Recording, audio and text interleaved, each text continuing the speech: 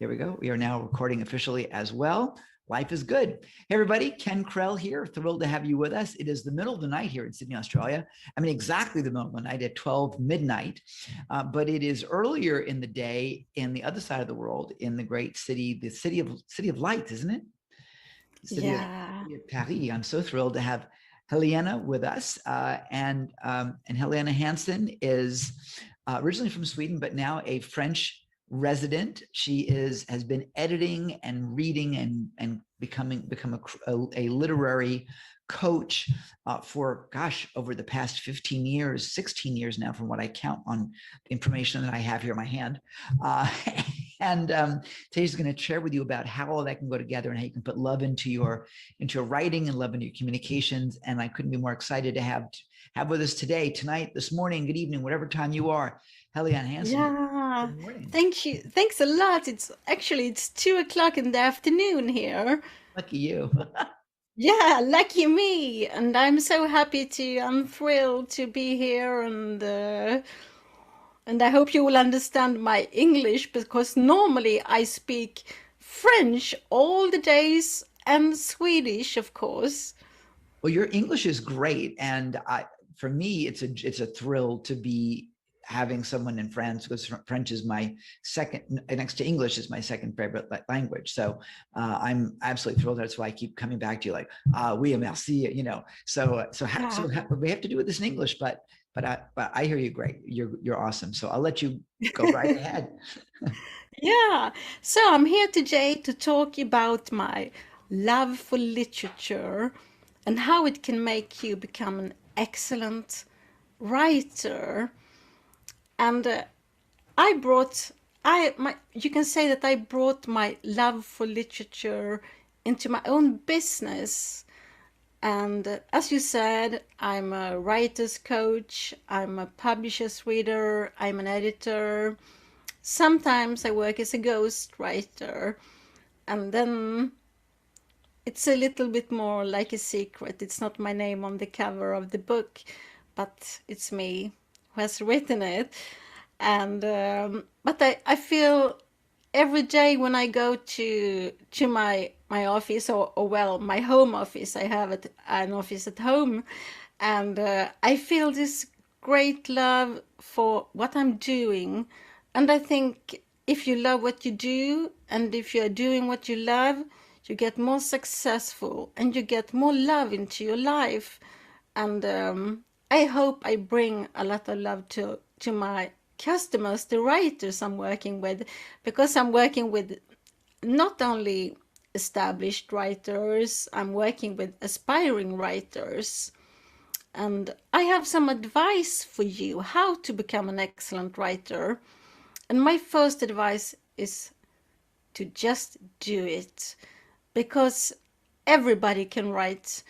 Uh, Even if you have doubts, I think you can do it and you can learn how to write. And the more you write, the better you get. And that is the clue to do it. They say that in Sweden, every third person wants to write a book. And I think, I don't know how the figures are in other countries, but I think it might be the same. Lots of people, they want to write a book. And I say it's possible.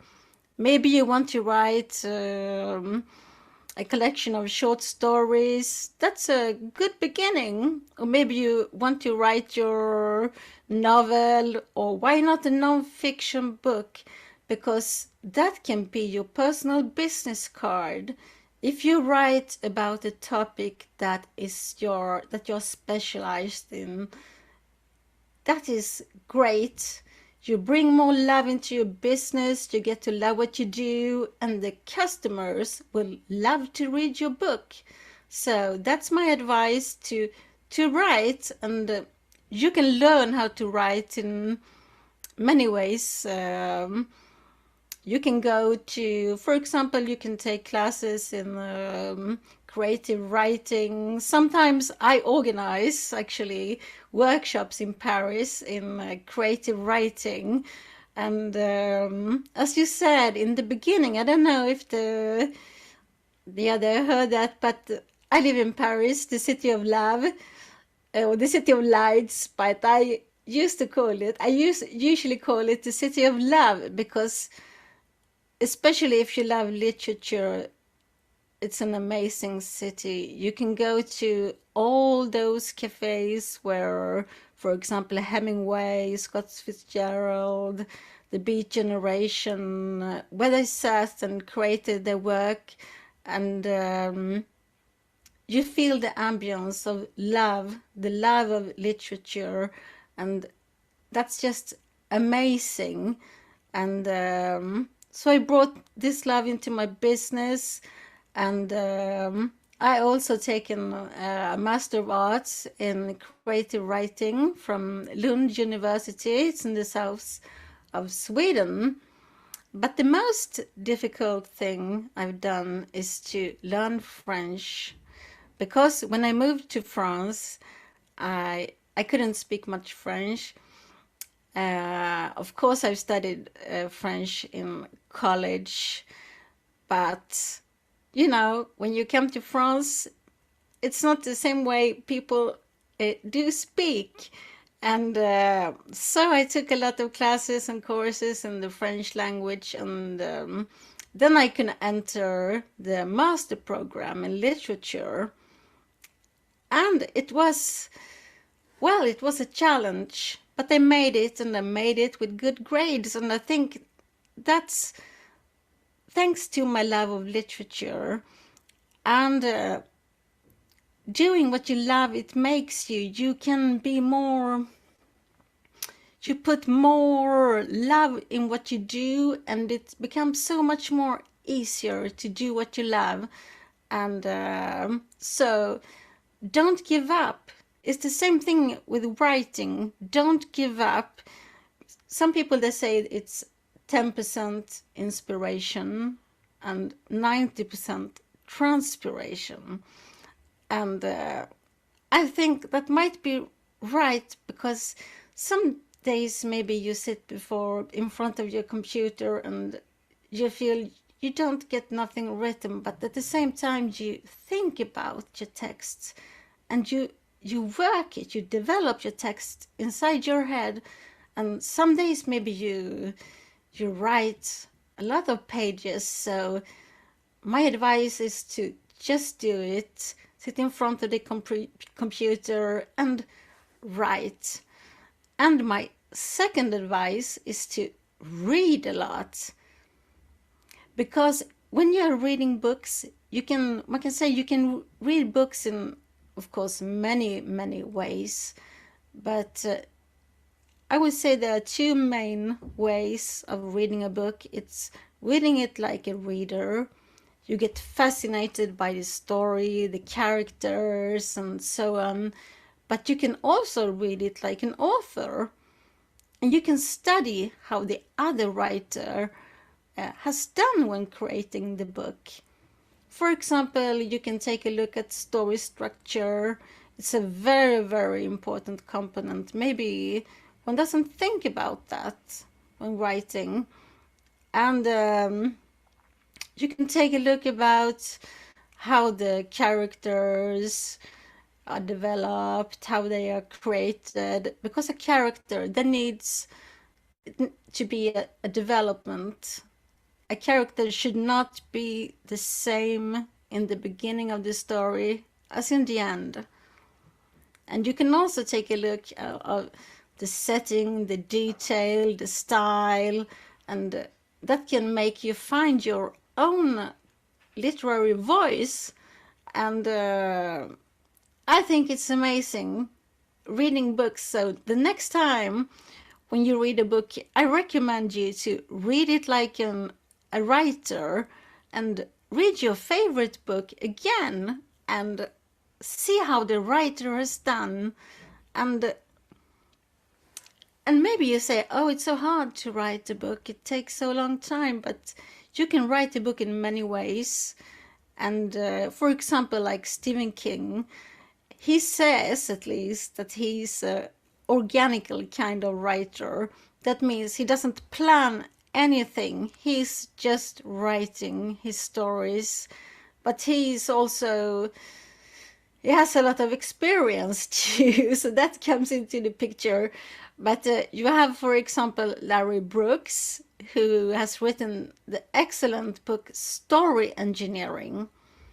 And there you can learn from handbooks in writing, and he is focusing on structure, on characters, and everything you need. So you have to feel for yourself which is the best way for you to write, because there are so many ways, but don't forget to read. And my third advice is to letting other people read what you've written, because it can be lonely. It can be lonely sitting at your home office or at a cafe writing, and you feel this, you're a bit alone. And I think you will feel the text gets also more alive. It's become a real story when you let somebody else reading it. So that's my third advice. And it's very good to let's say, friends and family read your text, but you can also contact a writer's coach. And maybe you wonder, what is a writer's coach doing? And me, when I'm working with customers or clients or writers or people who want to become writers, we set up deadlines, they send in text. I look at a lot of components like story, structure, characters, setting, details, language, and not at least the thing to show, not tell. That is very important, because you have to work with pictures, or you don't have to, but the book gets more interesting, if you ask me, if the reader can see pictures in front of him or her when he or she is reading the book. And that's something that is very, very important. And I'm reading text mostly in Swedish, but also in English and in French, of course. And that is my advice, to let your text out of of your computer and sending it to a professional writer's coach. And I don't know if I should talk about my gift to you who are listening, because I'm offering you, because I'm so happy to be here. I'm thrilled to be here talking, and I think it's great, and I want to encourage everybody to write their story, because I think everybody has a story inside of them that needs to get out, to be read. And so you can contact me and you will get 1.5 hours of free online writing coaching. And I will also get feedback, give you feedback on 1,000 words. And there's a link. We will put it on the side, on the page after, so you can subscribe to my newsletter. But you can also contact me through the contact form on my web page.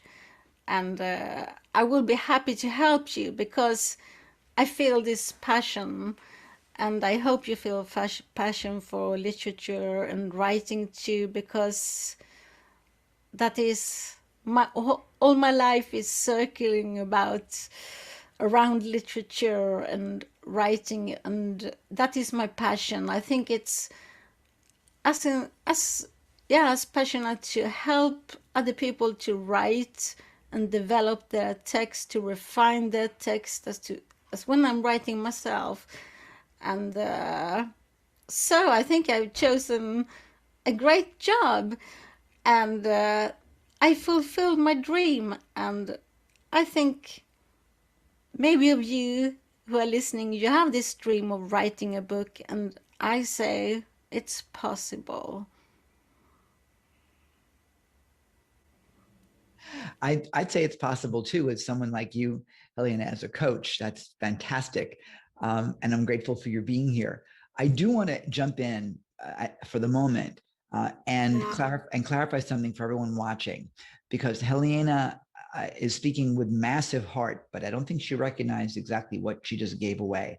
And so I'm going to put a limiter on it to protect her, because she is no way in the world that she can manage the bandwidth of all these people coming in for a 90-minute session with her complimentary. That is above and beyond and crazy. So crazy love. She's in Paris. She's overwhelmed by love today. So I'm going to say that it will be limited to the first few people that actually come on board to enroll with her in that incredible offer. And so when you see on her website that it's, oops, sorry, but maybe she has something else for you instead that she can scale, that'll be where we are. So it's a first mover kind of thing, but I've got to protect you because Thank you. I've seen this happen before. And the last thing I want you to do is go, oh no, I really didn't mean to do that. So yeah, anything that when we do talk about giving away a gift, the last thing I want anyone to do is create a challenge for themselves where there's no limitation. And so yeah, I just wanted to jump in. I was like, oh no, she didn't do that. Because I'm like, I'm signing up right now. I want that sucker right now. Yeah, you can do that. Right. So before we go ahead and change that on the page, whoever's watching us right now, get in there right now and do it, because otherwise it's going to be gone. Yeah. Because I And it left. doesn't mean, for me, it doesn't mean you have to book your time just now. We can planify it for maybe people can send in text in some month, because to be honest, I'm a kind of popular publishers reader and a writer's coach. So I have a lot of job and I have a lot of text to That's read. So I'm very thankful. that's my point. We can't have you. Yeah, that you are Right. We can't helping have me that. to. So what I'll recommend is this. And because we're producing it, we can jump in and we can kind of help make those rules. So I'm going to encourage Helena to, when we finish the interview today and we finish her session, she'll scale it to the point where, and this is a lesson for everybody. I teach this in our Pride program, which stands for Produce Ridiculously Irresistible Digital Events. It's to make sure that what you do offer, you don't get yourself in trouble for. So, and No. when I say in trouble is like, oh, Mosh, I promised too much, because we want to give. I mean, that's the whole idea. It's really sharing your love. Yeah. But if we overshare it, then we create a nightmare for ourselves. And by the way, this event is a perfect example, because what was right, Zor? It's a totally perfect example of oversharing and overhelping. I did not really intend to do a 24/7, oh my gosh, 300 speaker kind of an event. And so it came from here, from wanting to help Zor help his folks in his family and his village in South Sudan. So I'll Yeah. recommend that what you do is you have a redeem by date, and you see that with any kind of contest or free gift anyway from other people. So that's totally okay. So let them redeem by a certain date, then you'll deliver it within a certain time frame. So there's an expectation, and limit it to say the first 10, 20, 30, 400, whatever you want to use, because you never Yeah. know, especially when our VIPs get lifetime access to this recording. They can look at it next year and go, oh, I want that, you know, Yeah. right? So we have to make sure we protect you, because you're editing from the heart and you're always busy. So I don't think you're recognizing that, this could be, oh my goodness, what you've given, what you've Yes, offered, I'm aware of that. right? What you've offered is so incredibly generous that I just want to make sure that you don't like, what did I do? So as you guys watch, understand something. This is a limited offer, and a first come, first serve. So I can protect this natural beauty here of a human that is helping change the world by editing and crafting literature for her clients that can truly make a gigantic difference and shift people's experience from where they are right now to where they can be, all because of the way words and stories appear in print. And that is an incredible gift that you have. Thank you. Because I want to spread the love, my love for literature, and I want to, how do you say, encourage people to write. Sure. So let me ask you a question. If I was going to be an aspiring writer, and I guess to some degree I am, I've already got a couple books that are out already and I've self-published. But Yeah. if I wanted to do the kind of stuff that you're doing, not coaching people, but I wanted to be like when you're clients, first of all, what type of writing do you work with? Are you fiction, nonfiction? Does it make a difference? No, I'm working with both. Interesting. And yeah, but there are some other kind of things you look at or analyze if you're working with a non-fiction book. You're working, it's a lot about structure, it's the title, it's the language. You should be kind of teaching something that is easy for the audience, for the reader to understand, to not to some people they want to complicate the language because, but I think you should make it simple. Yes. Oh, And yes. that can be the hard part. um to some people, to readers, they will understand and they will get more out of the book. And yeah, so there are some other things I analyze when it comes to nonfiction books because it's two different types of writing. Maybe it's not so much show, not tell, because you're not writing a story, but at the same time, it's a kind of storytelling. So, but there are two different kind of approaches, you can say.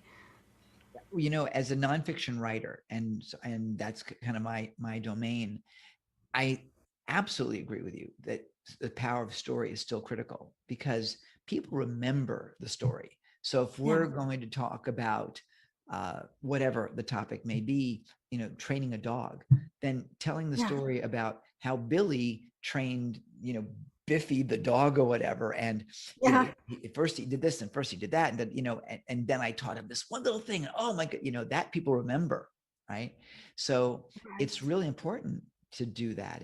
And then, as you said, very important distinction for every one of us is to remember, number one, who your audience is. If it's a scientific journal, Exactly. right? If it's a scientific journal, you can talk in that very high language. But if you're talking to common people like us, then talk in natural language. Don't try to impress us with big words because that you lose the audience there.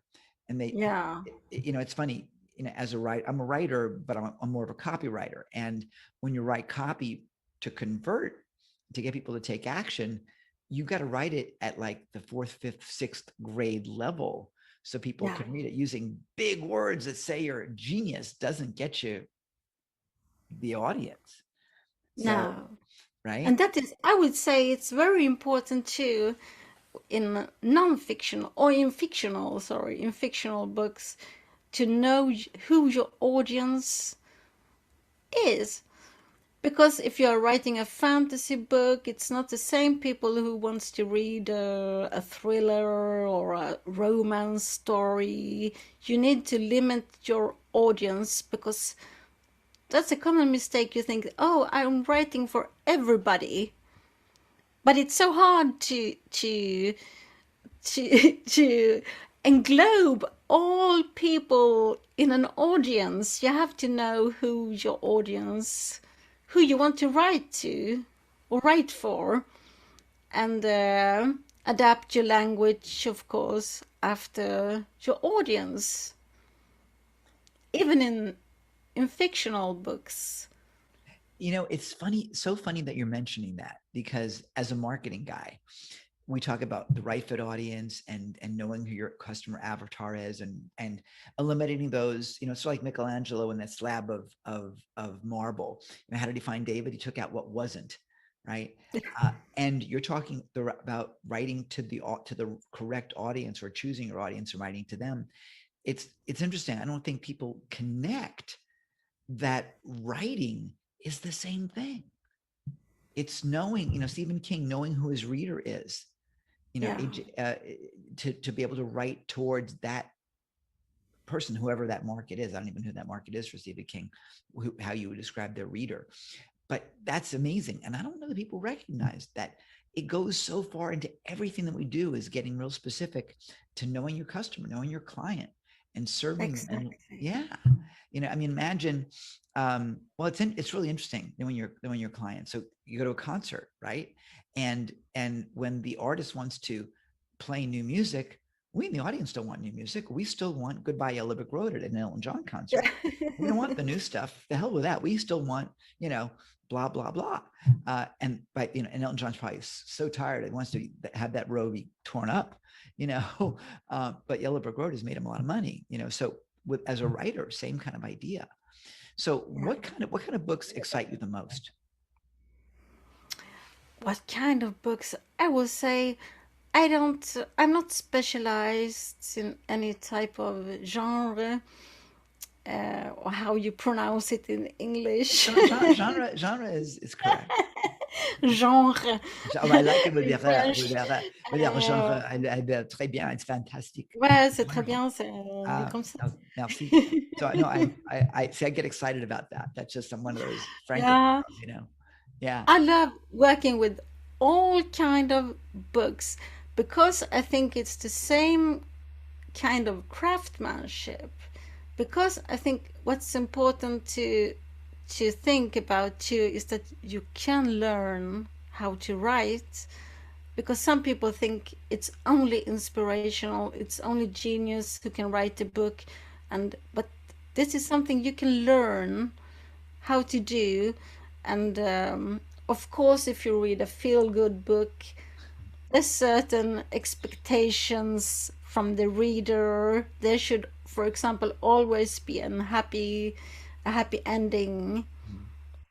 If you are writing a criminal story, you want to know who the killer is, or Yeah. yeah, because if you are not writing like a, I don't know, trilogy or something, but there is something that's important in every type of book. Um, Elena, and sorry. Go ahead, Zora. Yeah, so I was gonna ask, I love your presentation, it's awesome. I was gonna ask, when you're writing a book or when you're writing whatever, are you a type of writer that normally start with outline and follow the outline, or are you the person that just go with the creativity of the story? And as you answer that, understand we have less than 30 seconds left. So before we have to go to our next guest. So yeah, I will make a quick answer. I'm planifying because mostly I'm writing for other people, so it's what they want to write that I'm focalizing on. So they need to know what I should write as a ghostwriter, for example. But you can do both. It's when you're writing a book yourself, you do what feels the best for you, because there is no right or wrong in writing a book, I think, or the way you write a book, but there are components you need to think about. awesome. Thank you. Thanks, guys. So unfortunately we've got to end our stream right over here. We have another stream coming up in just another second here, actually right now. So Yeah. Helena Hansen, thank you so much for being with us today. I love you. You're awesome. A Yeah, pleasure lots to of have met love, you. bisous from Paris, and to you all. And thank you for letting me speaking here It's been an honor to today. have you. It's been an honor to have you. Merci beaucoup. Merci beaucoup. Au revoir. I stand for love. Do you? Hey, this is Captain Lou, and I stand for love, baby. Do you? Do you? Yes. Do you? Do you? Do you? Do you? Do you?